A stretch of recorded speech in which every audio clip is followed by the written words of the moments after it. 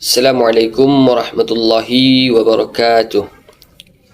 Alhamdulillah rabbil alamin wa bihi nasta'in wa ala umuri dunya waddin. Wassalatu wassalamu ala asyrafil anbiya'i wal mursalin wa ala alihi wa sahbihi ajma'in, amma ba'du. Yang kami hormati Ibu Eva Iriani, SPD MPDI, selaku dosen pengampu pada mata kuliah Psikologi Pendidikan, dan yang kami hormati teman-teman sekalian.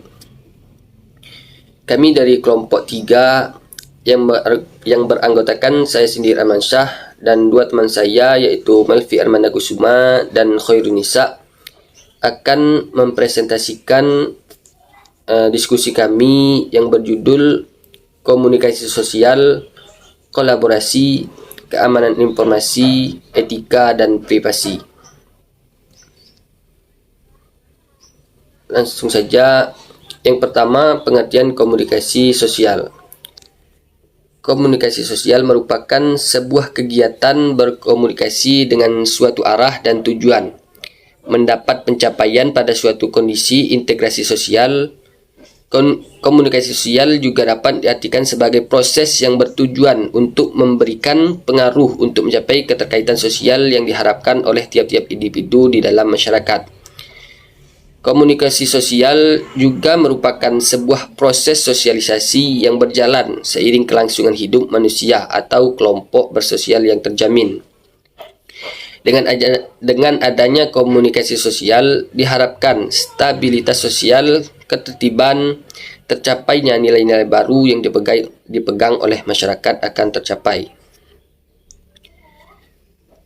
Kemudian konsep kolaborasi. Pada hakikatnya, konsep kolaborasi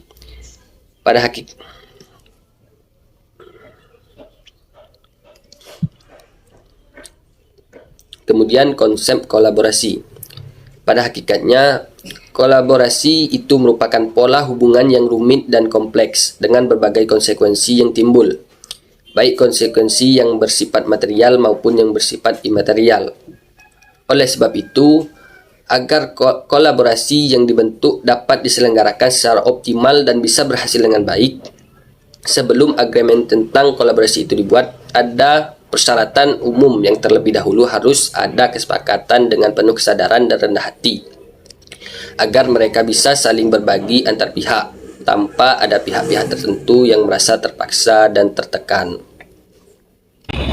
Di era ini, banyak sekali kejahatan yang memanfaatkan data pribadi, sehingga kita perlu melindunginya. Namun, banyak masyarakat yang belum paham bahwa data pribadi rawan sekali disalahgunakan oleh pihak-pihak yang tidak bertanggung jawab. Jadi, tantangan kita sebagai pengguna platform, kita sebaiknya melakukan perlindungan data diri maupun data pribadi orang lain. Yang kedua, lemahnya perlindungan data di Indonesia mengakibatkan maraknya kebocoran data. Terbukti dengan sering terjadinya cyber atau hacking atau peretasan data maupun cracking atau pembajakan media sosial yang berujung pada pembobolan data pribadi, pemerasan, sampai terjadi penipuan daring. Selanjutnya yaitu perlindungan data pribadi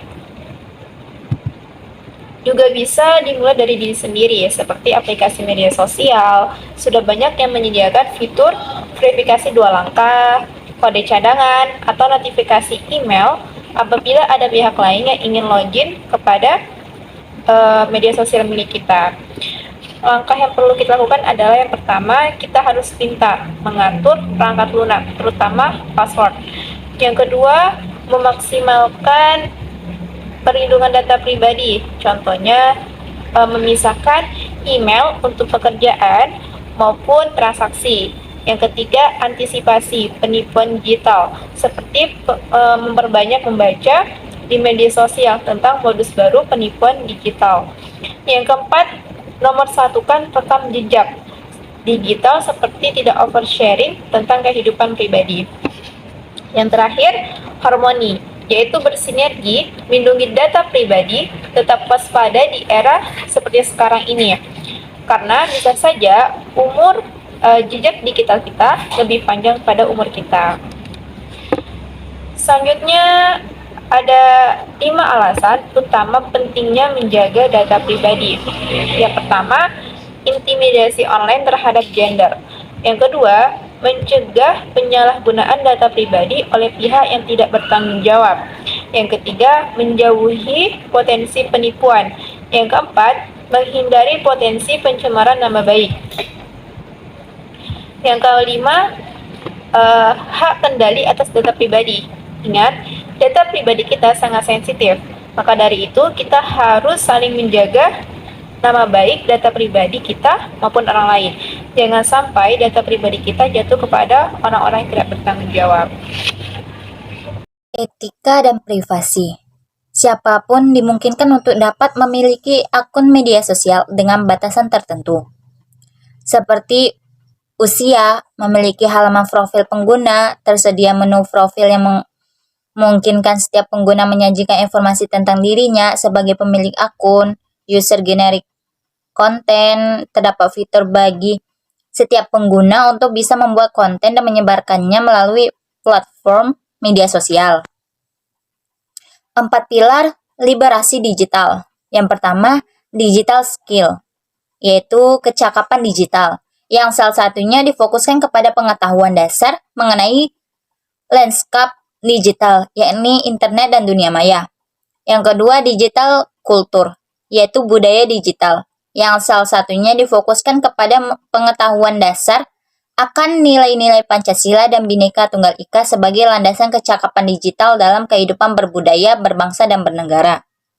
Yang ketiga, digital etis, yaitu etika digital, yang salah satunya difokuskan kepada etika berinternet, netiquette.